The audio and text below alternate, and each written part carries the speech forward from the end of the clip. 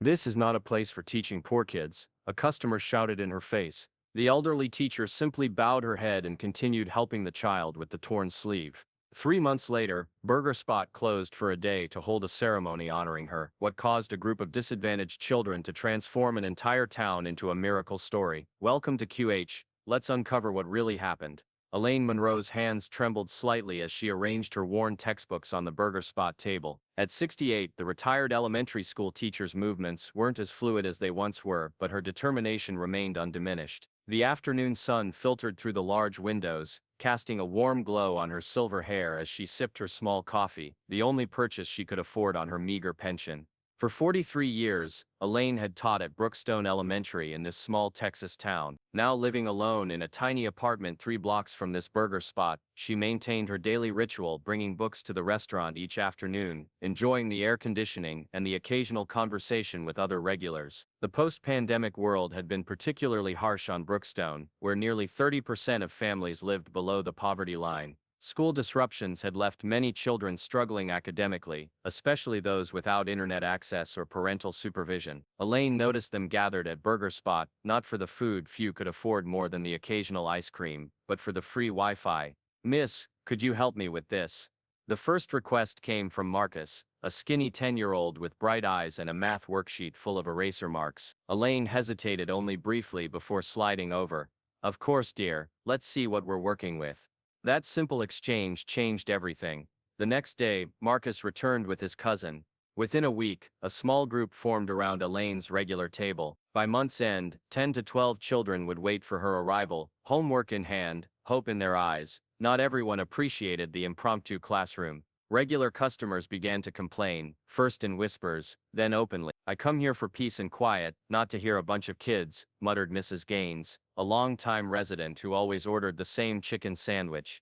"This place is turning into a daycare," another man grumbled loudly. "What's next?" Story time at the drive-thru. When Tariq, a quiet boy from the trailer park, knocked over his water cup during an excited moment solving an equation, the situation escalated. "That's it," a well-dressed businessman slammed his palm on his table. "This is not a place for teaching poor kids. Some of us are trying to eat in peace." Elaine flinched at his words, but didn't respond. She simply dabbed at the spill with napkins and continued helping Tariq understand fractions. But the outburst caught the attention of Tom Walters, the restaurant manager, who approached with a concerned expression. "Mrs. Monroe," he said quietly, "we've had several complaints. I'm afraid I need to ask you to restrict these activities. We're running a business here."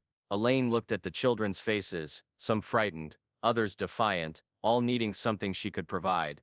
"Miss Walters," she replied softly, "these children have nowhere else to go. Could we perhaps use just that corner table? We'll be very quiet." The manager hesitated, glancing between Elaine and the disapproving customers. "1 week," he finally said, "then we'll revisit this." Elaine nodded, gathering her materials. "Thank you, we'll be respectful of your space." That evening alone in her apartment, Elaine stared at her teaching certificate framed on the wall. Adjacent to it hung a plaque, Teacher of the Year. She wondered if after all these years, her most important teaching might be happening now in the corner of a fast food restaurant with children society had largely forgotten. "The kind ones often pay the highest price," she whispered to her empty room. "But sometimes it's the only road they know to travel." Stay with us to discover what happens next to Mrs. Monroe. By the third month of her Burger Spot tutoring sessions, Elaine noticed something extraordinary happening among her impromptu students. Tariq, a 12-year-old who had barely spoken when he first arrived, solved a complex algebra problem that Elaine herself needed to think twice about. "Where did you learn to think like that?" she asked, genuinely impressed. Tariq shrugged. "You showed me last week how to break down big problems. I just kept practicing at home." A week later, Tariq's math teacher sent a note with him. "Whatever you're doing with Tariq, please continue. He's qualified for the state mathematics competition, a first for our school in 7 years." Then there was Lecia, a shy 10-year-old from a Mexican immigrant family who struggled with English reading comprehension. Elaine spent extra time with her using picture books and patience. After 6 weeks, Daniela handed Elaine a wrinkled paper. She had won the town's essay contest with a piece about her grandmother's journey to America. "You did this," Elaine told the beaming girl. "I just helped you find your voice." As word spread about the children's accomplishments, more students joined the afternoon session. Elaine never turned anyone away, though her table became increasingly crowded. She simply smiled and made room for one more. "They're all gems," she told Tom the manager when he expressed surprise at her dedication. "Some just need the dust brushed off to shine." Not everyone appreciated the growing success. A group of parents from the more affluent part of town sent a formal complaint to the Burger Spot corporate office. The establishment has become a gathering place for unsupervised children from the less desirable neighborhood. The atmosphere has declined considerably, making the restaurant unsuitable for professional clientele. The letter, printed on expensive stationery, was signed by 12 families. Online, the situation grew worse. Someone filmed Elaine tutoring the children and posted it with a mocking caption: "Retired teacher, works for free because she has nothing else to lose." Comments ranged from pitying to cruel, with some suggesting she was mentally unstable or seeking attention. The video caught the attention of local business. When Elaine went to buy additional notebooks and pencils for the children at Parker Stationery, the owner frowned. "Sorry, Mrs. Monroe, we're out of those supplies." His eyes didn't meet hers as he spoke, though Elaine could clearly see stacks of notebooks behind the counter. Former colleagues began to distance themselves. Sharon Pierce, who had taught alongside Elaine for 15 years, crossed the street to avoid greeting her. At church, people who once saved her a seat now filled the pews with purses and jackets when they saw her approach. "They're afraid," Carlos Rivera explained Angela, the church secretary who still smiled at Elaine. "Afraid your kindness makes their inaction look bad." One rainy Tuesday afternoon, Elaine noticed a stranger in the Burger Spot, a man in his 40s wearing a baseball cap pulled low, sitting alone near her table.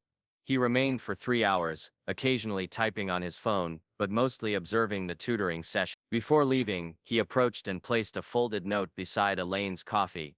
"We owe you a great debt," it read. "Someone will be back." Elaine tucked the mysterious note into her Bible and thought little more of it. Distracted by more immediate concern, Tom the manager had been summoned to a regional meeting, returning with a somber expression. "Mrs. Monroe," he said, voice strained, "I've received official warning from corporate. If these gatherings continue, I'll need to ask you to leave permanently." Elaine nodded slowly, the weight of his words settling heavily on her shoulders. "I understand, Tom, you have a business to run." That evening she carefully packed extra worksheets for each child, writing their names in her neat teacher script. "If I'm not here tomorrow," she told them as they left, "make sure you read Chapter 3 on your own. Don't fall behind." Tariq lingered after the others had gone. "They can't make you stop teaching us," he said fiercely. "It's not fair." Elaine gently patted his hand. "Life rarely is, dear, but what matters is how we respond to unfairness." The following day, Elaine arrived to find a new sign posted at her usual table.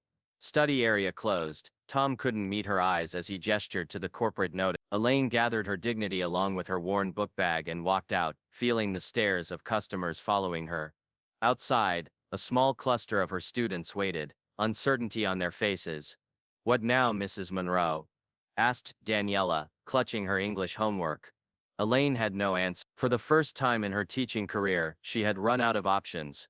Throughout town, gossip spread quickly. "Finally got rid of that homeless classroom," remarked a salon owner as she styled a client's hair. "Burger Spot isn't a charity after all." "Those poor kids," countered another woman. "Who will help them now? Maybe their own parents," came the sharp reply.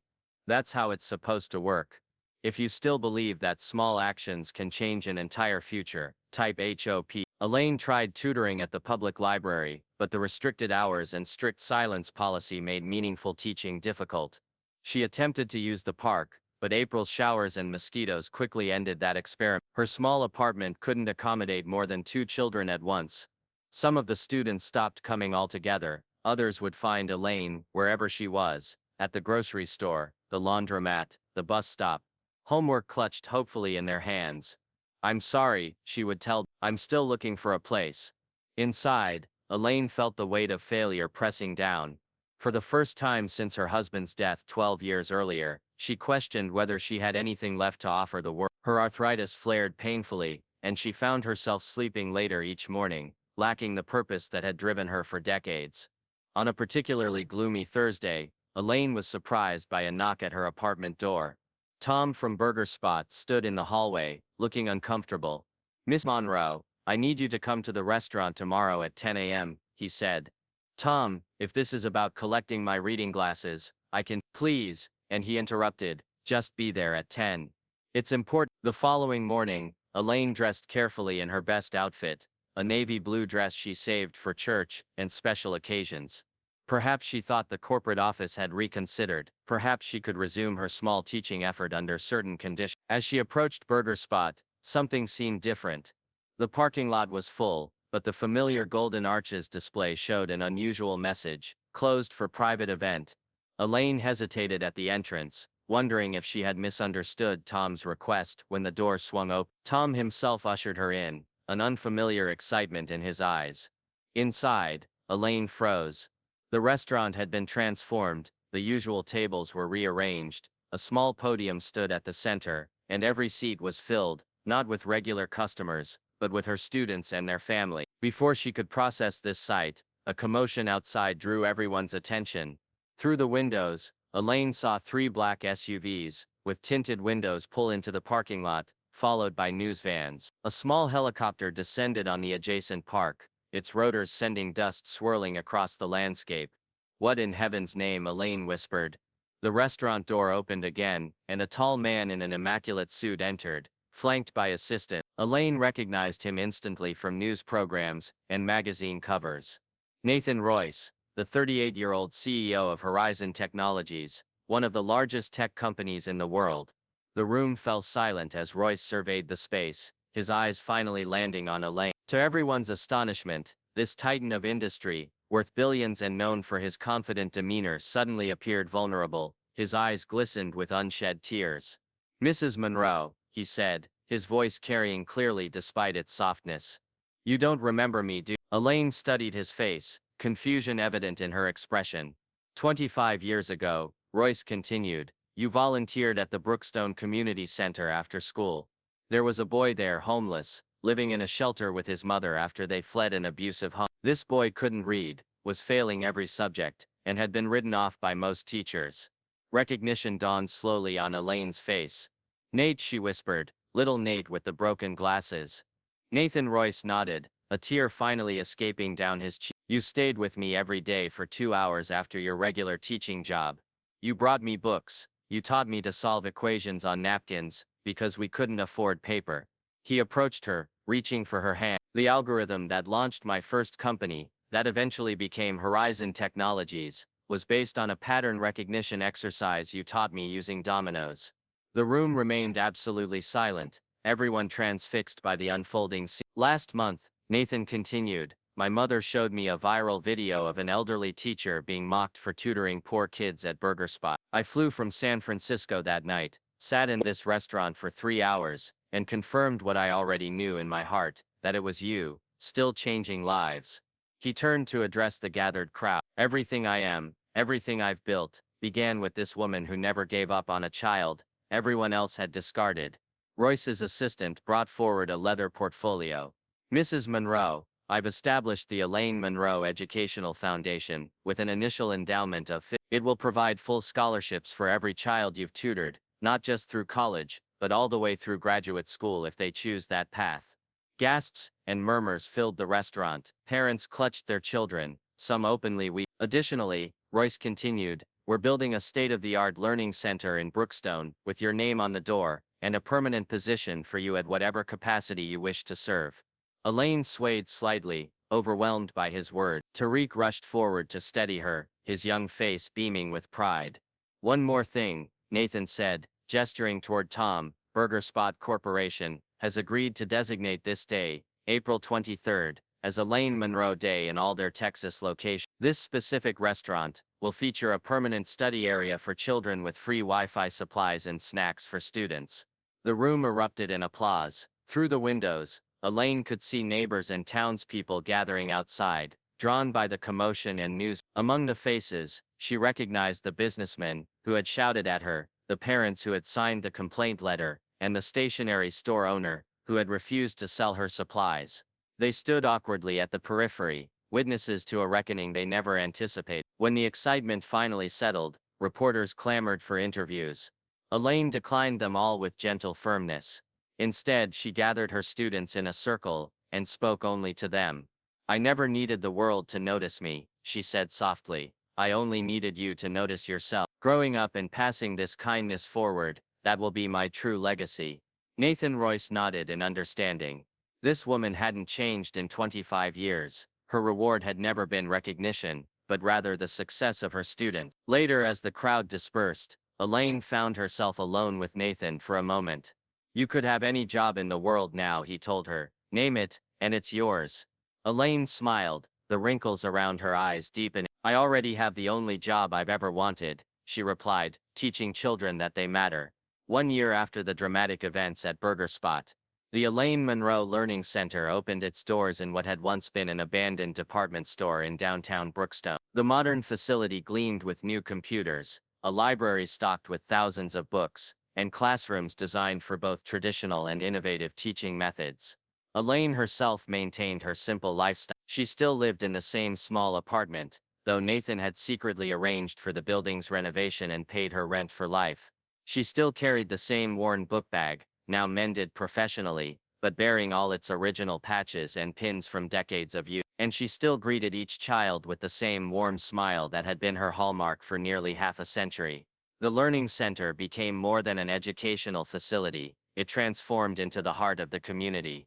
Parents who had never completed high school enrolled in GED classes. Senior citizens offered workshops on practical skills, from cooking to basic home repairs. The computer lab remained open until midnight, giving everyone in Brookstone access to technology many had never before touched. Inside the building's main entrance hung a framed yellowed handkerchief, under glass. The same one Elaine had used for years to wipe chalkboards and dry occasional tears. Embroidered on its corner in delicate stitching were the words, "To teach is to touch a life forever." The Burger Spot where everything began maintained its promise. The Elaine Monroe Corner became a permanent fixture with 4 tables always reserved for students. The manager, Tom, proudly oversaw a program that provided free meals to children studying there. Even Miss Gaines, who had once complained about the noise, now volunteered twice weekly to help younger children with reading. Mrs. Monroe didn't just teach us subjects, explained Daniela during a community celebration. 15 years old now, and already receiving college recruitment letters, she stood confidently at the podium, where once she had been too shy to speak above a whisper. She taught us to believe we deserved an education. She taught us that where we came from didn't determine where we could go. Tariq, now preparing for a mathematics competition at the state university, nodded in agreement. Before Mrs. Monroe, I thought smart was something you either were or weren't. She showed me that smart is something you become, one problem at a time. Throughout Brookstone, the ripple effects continued to spread. Test scores across the district rose by 27%. The high school graduation rate, once among the lowest in Texas, now exceeded the state average. Families who could have moved to wealthier areas chose to stay, invested in the community's transformation. Elaine herself spoke little about these accomplishments. When praised, she deflected attention to the children and their families. All I did was show up, she would say. They did the hard work, but Nathan Royce, who visited quarterly and maintained close contact with his former teacher, knew better. No one remembers the times she turned down television interviews, he told a gathering of business leaders, considering similar educational initiatives. No one remembers the tears she shed privately when things seemed hopeless. But everyone will remember that because of her, a generation learned that knowledge is the most beautiful. Thank you. On her 72nd birthday, surrounded by current and former students spanning decades, Elaine was asked if she had any regrets about spending her retirement years teaching, rather than relaxing. She considered the question carefully before answering. Time passes whether we use it or waste it, she said finally. I can think of no better use for mine than being where I was needed most. Elaine never wanted fanfare, only for one child to know they were seen. In that Burger Spot booth, she stitched dignity into lives with scraps of wisdom, her voice quiet but steady. And in a world that often forgets its elders, she became a reminder that the truest kind of power is patient, personal, and persistent. The kind that asks nothing in return, except that the lesson be passed on.